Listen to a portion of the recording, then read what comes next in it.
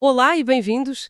Sabes, a questão que nos traz aqui hoje é uma daquelas que, quando uma pessoa para mesmo para pensar, parece quase vertiginosa. Hum, A política mundial, os nossos sistemas de governo, simplesmente não conseguiram acompanhar o ritmo da tecnologia. É como tentar, sei lá, pilotar um foguetão com um mapa de estradas do século passado. é uma ótima analogia. E para explorar isto, temos uma fonte fascinante. Um diálogo entre um investigador, o Edson Zogby, e uma inteligência artificial. Juntos, eles tentaram projetar o ponto de ruptura de tudo isto. Exato. E o interessante é que o ponto de partida da IA é muito pragmático. Não se perde em ideologias. Foca-se em três variáveis que, segundo ela, determinam o quando e o como desta ruptura. Ok? Quais são? Bem, a primeira é a mais óbvia. A aceleração tecnológica. O ritmo a que tudo muda. Pronto. Certo. A segunda é a inércia institucional. Ou seja, a lentidão, a teimosia com que os governos e as leis se agarram a modelos que já não funcionam. A burocracia, no fundo. No fundo, sim. E a terceira, que é crucial, é a capacidade de coerção do Estado. Basicamente, as ferramentas que o Estado ainda tem para nos obrigar a cumprir as regras, a pagar impostos, mesmo quando o sistema já não faz muito sentido. Ok, vamos lá desconstruir isto. A primeira parte da análise foca-se no modelo ocidental, que é o que conhecemos melhor. A IA diz que a base de todo o nosso sistema fiscal está a ser corroída por três lados ao mesmo tempo. Exatamente. Começando pelo trabalho, com a automação, a base de salários para tributar está a encolher, certo? Está a encolher e a transformar-se. Menos empregos tradicionais significam, claro, menos impostos sobre o rendimento. É matemático. E a segunda frente, o consumo. O consumo. Hoje, grande parte do que consumimos é digital, é global. Uma subscrição de software, um serviço de streaming. Coisas que não têm fronteiras. Nem mais. Essas transações atravessam fronteiras de forma invisível. Tentar aplicar um IVA local a isso é como tentar apanhar fumo com uma rede. E a terceira frente, a da propriedade, parece-me a mais disruptiva de todas.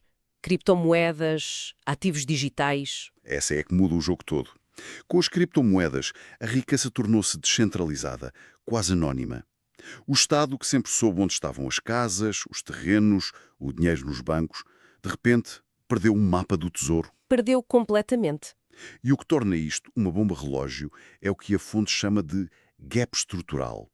É uma ideia simples, mas muito poderosa. Que é? A tecnologia duplica a sua capacidade de disrupção a cada 10 anos.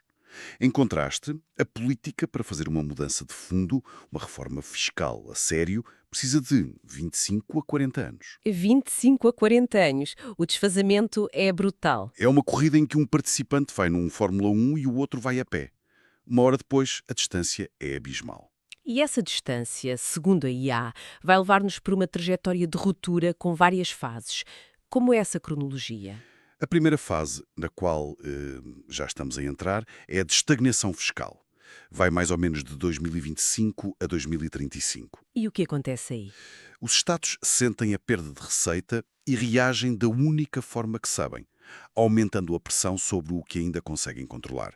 Mais impostos sobre o trabalho que resta, mais impostos sobre o consumo visível E mais vigilância. e, acima de tudo, um aumento brutal de vigilância digital. Tentar apanhar as transações que lhes escapam. É a fase da força bruta, como estavas a dizer. Tentar apertar mais os parafusos de uma máquina que já está a ranger por todo o lado. Imagino que não resulte por muito tempo. Não resulta. E por isso, entre 2035 e 2045, entramos na fase de erosão institucional. Ok? Aqui, a evasão fiscal deixa de ser algo para especialistas e torna-se sistémica.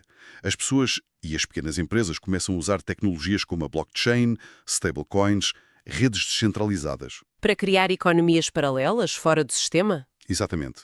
Não por maldade, mas por uma questão de sobrevivência. E nesse ponto, a legitimidade do Estado começa a cair por terra.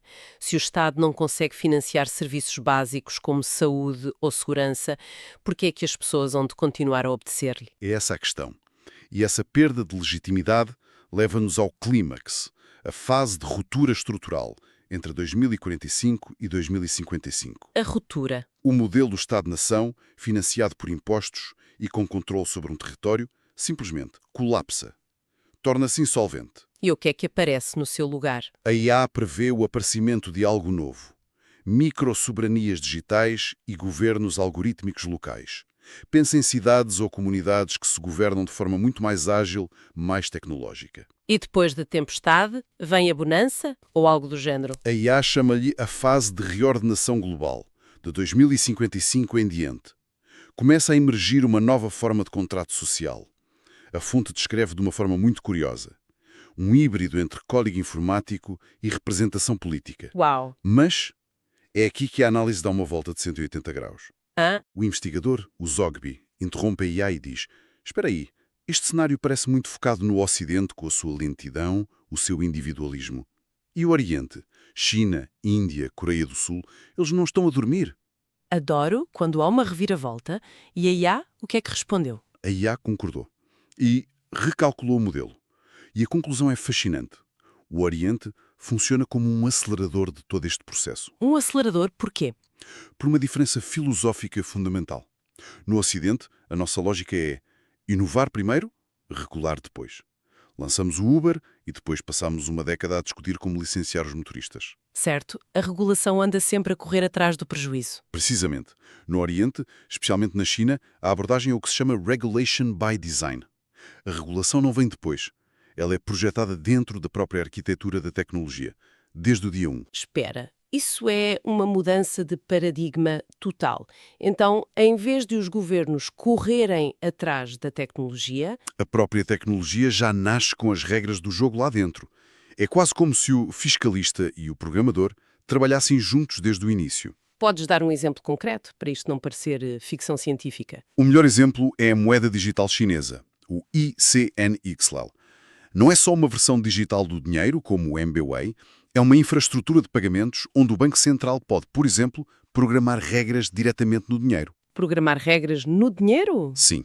Pode incorporar a cobrança de impostos em cada transação ou até programar o dinheiro para expirar se não for gasto para estimular a economia. Incrível. Outro exemplo é a plataforma UPI na Índia, que digitalizou a economia de mais de 1.000 milhões de pessoas em poucos anos, dando ao Estado uma visibilidade e um controle sobre as transações que era impensável aqui no Ocidente. Portanto, enquanto o Ocidente está a tentar tapar os buracos do seu sistema fiscal, o Oriente está a construir um sistema completamente novo, onde os buracos nem sequer existem. Nem mais.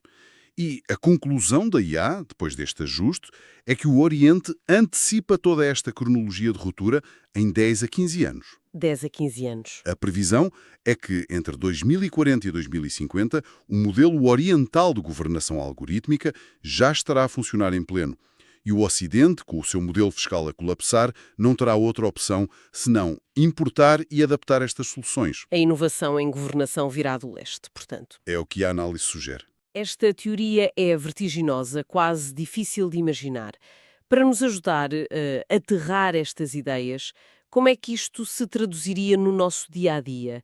Se eu acordasse em 2035, o que é que estaria diferente? É a pergunta-chave. A IA projeta 3 cenários sociotécnicos. Vamos ao primeiro. Cenário 2035, a sociedade algorítmica emergente. Ok. Neste mundo, a vida nas cidades é gerida por infraestruturas inteligentes. O trânsito, a energia, a recolha do lixo, tudo otimizado por algoritmos. A nossa identidade digital está unificada, provavelmente temos um login único para tudo, e a moeda digital do Banco Central, a CBDC, é a forma dominante de fazer pagamentos. E os impostos que foram o gatilho disto tudo? Os impostos tornaram-se instantâneos e invisíveis. São calculados por algoritmos em cada compra que fazemos. O largo 1 é o fim do pesadelo do IRS. Exato. Adeus à entrega da declaração em abril. O lado mau é o fim do anonimato financeiro. O sistema sabe tudo o que compramos, vendemos, onde e quando. Adeus à criatividade fiscal, portanto. E no trabalho? No trabalho, a automação já fez estragos. A IA estima que 40% a 60% dos empregos administrativos e de serviços desapareceram. Surgiram novas funções, claro, como o curador de algoritmos. Ou psicólogo de IA, coisas do género? Sim, mas são para uma minoria. A grande mudança social é que a meritocracia, baseada em diplomas e experiência, é substituída por uma economia de reputação. Uma economia de reputação? Isso soma um pouco a crédito social. É uma versão mais sofisticada. Pensa nisto. O teu acesso a um crédito, a um bom seguro de saúde ou até a certas oportunidades de carreira é determinado por um índice de confiança e eficiência. E como é que isso é calculado? Em tempo real, com base nos teus dados, a tua pontualidade, a tua saúde, a tua gestão financeira, as tuas interações online. Ser confiável torna-se o ativo mais valioso. Que mundo eficiente e, ao mesmo tempo, terrivelmente estressante. E a política? Ainda votamos ou os algoritmos também tomaram conta disso? As eleições persistem, mas talvez mais como um ritual, para definir grandes orientações. A gestão do dia-a-dia do país é feita com base em dados, por modelos de decisão. O Estado transformou-se num orquestrador de redes de algoritmos. O primeiro-ministro é mais um gestor de sistemas do que um líder político no sentido clássico. Esse mundo de 2035 parece incrivelmente eficiente, mas também um pouco assustador. Essa perda de privacidade, de autonomia, e a tendência continua. O que acontece na década seguinte? Aí entramos no cenário 2045, a civilização pós-fiscal. Em 2045, o Estado-nação já só existe no nome, como uma marca, Uma fachada? uma fachada. Exatamente. O poder real foi transferido para consórcios algorítmicos supranacionais que gerem os recursos críticos: energia, dados, logística, segurança. Uma espécie de OPEP dos dados, ou uma NATO gerida por código.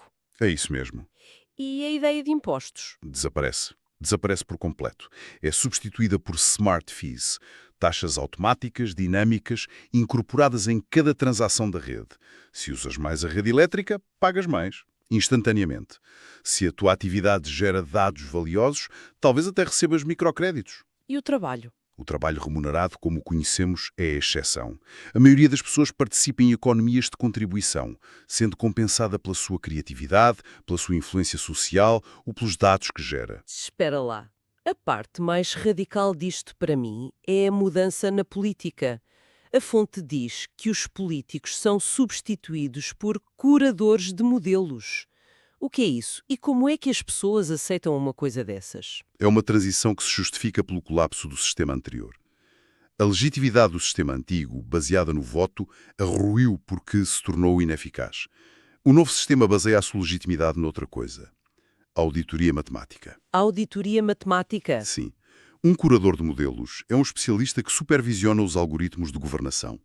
A sua função é garantir que o código é transparente, justo e, acima de tudo, eficiente. Se o algoritmo que gera saúde pública consegue, comprovadamente, melhores resultados com menos recursos, a sua legitimidade vem daí, não de uma eleição. Passamos de uma legitimidade baseada na vontade popular para uma baseada na eficiência comprovável. É uma mudança de paradigma total. Isto leva-nos ao cenário final, o mais distante e talvez o mais estranho de todos. Exato. Cenário 2055. A civilização algorítmica plena.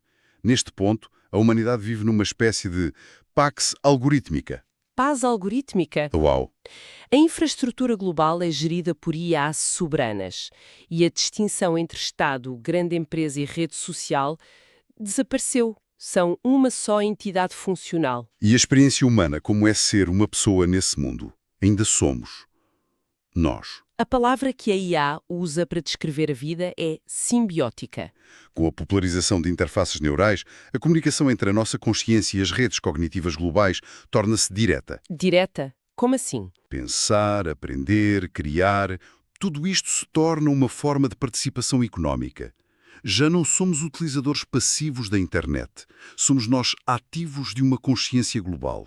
E o conceito de propriedade privada também se dissolve. Como assim? É substituído por direitos de uso dinâmicos atribuídos por algoritmos com base na necessidade e na contribuição para a rede. E se alguém não quiser participar nisto, se disser não obrigada, prefiro ficar com o meu cérebro analógico? Essa é a nova e talvez derradeira forma de exclusão social. Não é económica, é ontológica. Acontece a quem recusa esta integração cognitiva. E o que lhes acontece? A IA prevê que estes dissidentes vivam em zonas analógicas autossuficientes, talvez em comunidades rurais protegidas da rede. Seriam vistos pela sociedade integrada quase como monges de uma era passada, que preservam o silêncio e a desconexão como um ato de resistência. Incrível. A nova pobreza não é não ter dinheiro, é não estar ligado. Culturalmente, isto significa que a humanidade trocou a incerteza e o caos do livre-arbítrio pela previsibilidade e eficiência absolutas de um sistema otimizado. Abdicamos da autonomia clássica. É essa a troca. Que agem. Partimos de um problema que parece quase burocrático, o desfazamento entre a política fiscal e a tecnologia, e chegamos a uma projeção de uma pax algorítmica onde a própria natureza da experiência humana é redefinida. Uhum. O Estado evolui de um cobrador de impostos para um orquestrador de redes e a legitimidade do poder deixa de ser eleitoral para se tornar funcional e matematicamente auditável. É precisamente essa a trajetória que a análise desenha. Mas para mim o mais provocador é o que a própria IA sugere no final do diálogo. Quase como uma nota de rodapé. Ah, sim. A análise termina em 2055, mas a IA menciona, de passagem, a possibilidade de um novo tipo de ruptura pós-algorítmica por volta de 2075. Uma ruptura depois da ruptura. Exato. E a questão que fica no ar é esta. O que poderia destabilizar um sistema de controlo algorítmico que parece perfeito e total? Que novas contradições, que novas fragilidades podem surgir de uma civilização que abdicou voluntariamente da sua autonomia em troca de uma eficiência absoluta?